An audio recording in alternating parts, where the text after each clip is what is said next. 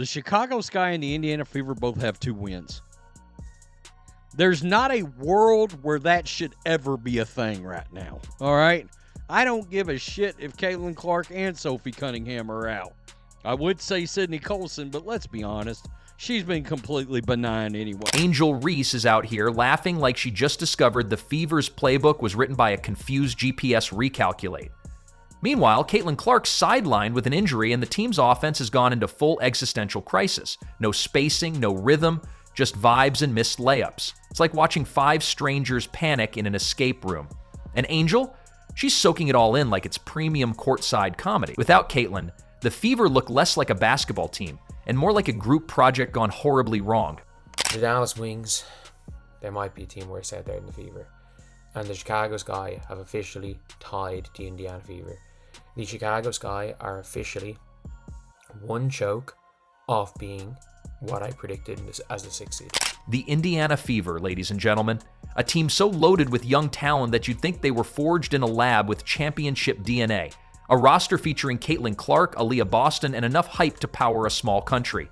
And yet, here we are, counting a grand total of 2 wins, which just so happens to be the same number as the Chicago Sky. Yes, the Sky. The same team that's treating Angel Reese like a utility player on a pinball machine, bouncing her from position to position like a confused Roomba. Every time any of these players were being interviewed, when Coach Steph White was being interviewed, all they said was that the Indiana Fever brand of basketball was going to be a fast-paced basketball, and I feel like we have yet to see. Angel Reese has had a season so chaotic she might as well be sponsored by Dramamine. She's been benched, shifted, rotated, and thrown into lineups like a toddler playing NBA 2K. One minute she's a starter, the next she's watching from the bench like she's an extra on a CW basketball drama. And yet, here she is, giggling on the sidelines like the Joker just watched his favorite sitcom. Because despite her own personal spiral into basketball limbo, the Indiana Fever are somehow still at her level. Now that, my friends, is comedy gold. But this year, with Tyler Marsh salute, keeping Angel Reese further away from the rim, being a point forward if they're still doing this experiment, the bettors needed to change it up. The bettors needed to find something else that is surefire, and I think they have found it. Day 6 of Angel Reese missing her first shot. Day 6. These guys, as the kids would say, oh, they're diabolical for sure. You'd think, with a talent like Caitlin Clark, the Fever would be running the league like a 5-alarm fire. This is the woman who shattered scoring records in college like they were made of glass and stale breadsticks. The Fever landed her like a golden lottery ticket, then decided to build their offense like a group chat argument. Loud, messy, and ultimately going nowhere. So Caitlin Clark had 27 points, 11 assists in their second game. They lost by 1 point.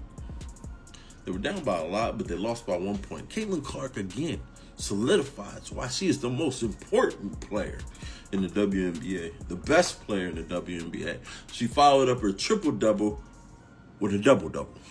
Now, if I'm doing the math, that means she's averaging 20 points, 10 assists, and 10 rebounds. The GOAT. She's averaging a triple-double through 2 games. Let's not ignore the Caitlin-sized elephant in the room. Yes, she's injured. Yes, she's sidelined. But before that happened, let's not pretend the Fever were steamrolling through the WNBA like basketball's version of the Avengers. They were struggling. They were flailing. They were losing close games, sure, but close losses still count as L's, not moral victories. Hey guys, so Fever lose, and basically every organizational deficiency that we knew existed but kind of papered over was laid bare for everybody to see. Post play, non-existent. They were out-competed, they were out-hustled, they were out-rebounded. Just defensively, we were all over the place. Couldn't hit a shot to save our lives. We ended up shooting under 39% for the game and 20% from 3.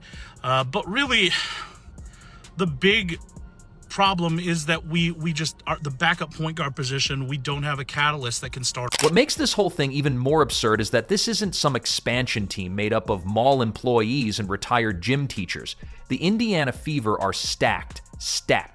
Caitlin Clark's playmaking, Aaliyah Boston's presence in the paint, shooters who can actually hit shots, defenders who can lock it down, and somehow, still, It's like watching a Ferrari drive in reverse during rush hour. Meanwhile, the Chicago Sky are holding it together with duct tape, post-it notes, and Angel Reese's social media posts. She's not exactly lighting up the scoreboard, but you'd never guess that based on the noise. This is a woman whose stat sheet is currently sponsored by the number 4 and the word inefficient, and yet she's front row, courtside, throwing shade like she's averaging 30 and 20. Her offense might be sputtering, but her confidence? MVP level. But she's laughing. Of course she's laughing. Because what else can she do when the team that was supposed to usher in a new era of WNBA dominance is barely keeping up with her own train wreck of a season? It's like watching the Titanic roast the Hindenburg for not having enough lifeboats. Had the best off-season in terms of bringing in new talent. Caitlin Clark is a year older. Aaliyah Boston's a year older. There's more familiarity with this team. And then you get veterans like DeWanna Bonner and Sophie Cunningham. This team is legit. It's for real. And if they don't win a WNBA championship, people can say what they want, but it will be a failure of a season. You want to talk about coaching? Let's talk about the Fever's coaching decisions. Because if you've got this much talent and you still can't figure out how to win a basketball game, maybe it's time to close the playbook and open a magic 8-ball. Some of these rotations feel like someone asked ChatGPT to create a starting 5 using only astrology signs, and don't even start on the late game execution. The Fever treat clutch moments like they're trying to solve a Rubik's Cube blindfolded. And while the Fever are melting under the spotlight, the WNBA's media machine is spinning like a broken carousel. Before the season, every commercial, every tweet, every press release made it clear this was Caitlin's league. They rearranged the broadcast schedule, rebranded the marketing strategy, and threw every camera they had at her like she was about to walk on water. And now, they're panning over to Angel Reese doing TikTok dances while the scoreboard is a crime scene. Caitlin Clark's absence should be the dramatic pause in a symphony. Instead, it's turned into a full-blown existential crisis. Ticket sales dipping. Viewership dwindling. WNBA execs are currently using stress balls as chew toys. This was the golden girl, the savior, the ratings jackpot. And now she's wrapped in ice packs while Indiana feverishly searches for its dignity. Anytime you see a 2-4 team with this kind of talent, and look, the Fever's got a hell of a lot more talent than the Chicago Sky. Anytime you see that, that's a coaching issue. When you got that much talent, you only have 2 victories, you got to... And what of Angel Reese's laugh? Oh, it's not just amusement, it's strategy. Because even while she's putting up performances that would make a junior varsity coach weep, the world is still watching, still talking, still reacting. Her numbers may scream rookie slump, but her presence screams headline. And that's all she needs. If her team's doing just as bad as the most hyped team in the league, well then, who's really losing? But let's circle back to the Fever, because that's where the real drama lives. This team should be dominating. They should be the ones clowning everyone else, not the other way around. They've got size, speed, and skill, and yet they approach each quarter like they're solving calculus mid-dribble. The game plan seems to be get the ball to Caitlin and hope she invents a miracle.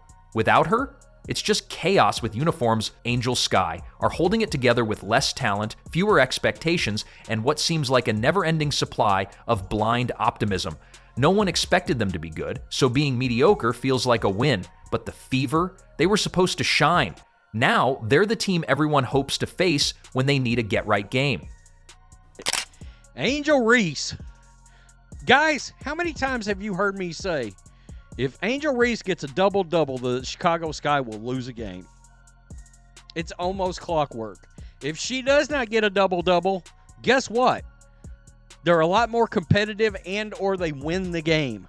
So yes, Caitlin's out, but the real injury might be to the WNBA's pride, because they gambled on a golden ticket, and so far, it's not cashing in. Not because she isn't great, but because one player can't carry a franchise that doesn't know how to carry itself.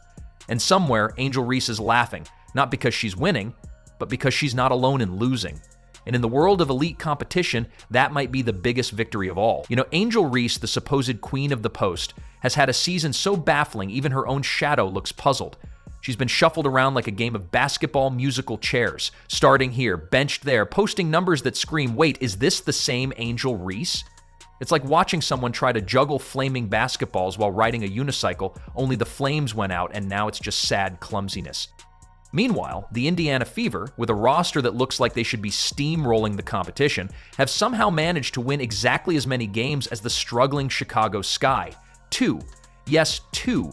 That's the same number a toddler might count to before losing interest and crawling off to eat crayons. The Fever have all the tools, all the weapons, but instead of lighting up the scoreboard, they're basically lighting up Twitter, with confused fans wondering if their talent went on vacation without telling anyone. But yeah, the league is feeling it. And honestly, this could be some get back, man, at how terrible the refs have been. How terrible the WNBA has been. How ungrateful the WNBA has been towards Caitlin Clark and the Indiana Fever. It could be all payback. You'd think with names flying around like hotcakes in a breakfast diner, this team would be winning games with the kind of confidence that makes opponents sweat through their jerseys. But no. Instead, the Fever are delivering nail-bitters and controversial calls that leave refs clutching their whistles like life preservers in a storm. And while yes, some calls have been questionable, hello, did that really happen? Moments.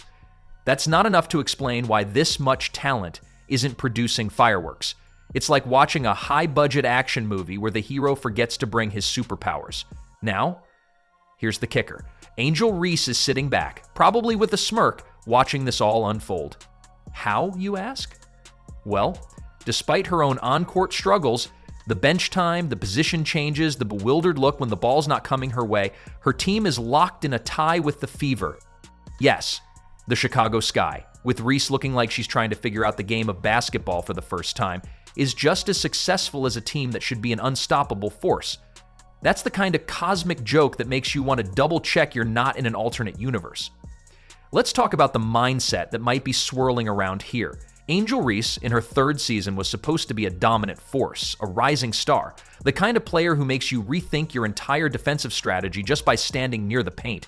Instead, she's become the poster child for, what's going on here? And yet somehow she's still laughing. Maybe it's nervous laughter. Maybe it's laughter at the absurdity of a season that defies logic. Or maybe, just maybe, she knows something we don't. Like the season is a giant experiment in chaos theory, and she's the unwitting star. What can they do? What can they do? There is one player that I would extremely like, and this is something that's a little bit out of left field.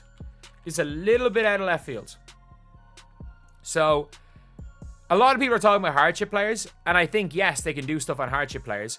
But in my opinion, there are much better players you can get at the 3, 4, 5 on a hardship contract than there are at the 1. Meanwhile, Fever fans are left clutching their tickets, wondering if the talent on the roster is cursed or if they accidentally stumbled into a basketball-themed soap opera. The games are close, agonizingly close, and every controversial call is dissected like a crime scene. But with all the talent present, you'd expect fewer cliffhangers and more blowouts. Instead, what we're getting feels like the basketball equivalent of a suspense thriller, where the audience is yelling, "Just get to the point already!" And here's a little secret that's probably going to get the analytics team fired. Talent isn't everything. Chemistry, coaching, execution, and yeah, a sprinkle of luck matter just as much.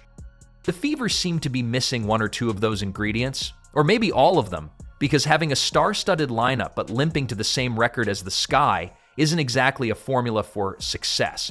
It's more like a recipe for a sitcom where everyone forgets their lines. Now, picture this. Angel Reese, with all her puzzling ups and downs, sharing a locker room with teammates who are equally baffled by the season's roller coaster. It must be like living in a sitcom where the script keeps changing and no one's quite sure who the main character is anymore. The Sky fans, who started the season with hopeful optimism, now find themselves in a love-hate relationship with Reese. The player, who's sometimes brilliant, sometimes invisible, and always, well, unpredictable. In other news, hard in the paint, Caitlin Clark, we're going WNBA on you. She is out for 2 weeks, and I know Angel Reese doesn't like to hear stuff like this, but you going to talk about the numbers for the tickets? Yeah, including the game against what team is she on? Chicago Sky. The Sky, yes. The 2 weeks now that Caitlin Clark is out, ticket prices have dropped 42% from $137 all the way down to $80 on TickPicks. That's weird, though. Angel Reese says that all the fans are coming to watch her. Yeah, it's strange. That's weird. I don't know what's up with the drop-in. That's kind of strange. But yeah, I did see. Fever Sky tickets dropped 71% on TickPick after Caitlin Clark injury. The get-in price for the Chicago Sky versus Caitlin Clark's Indiana Fever game was $86.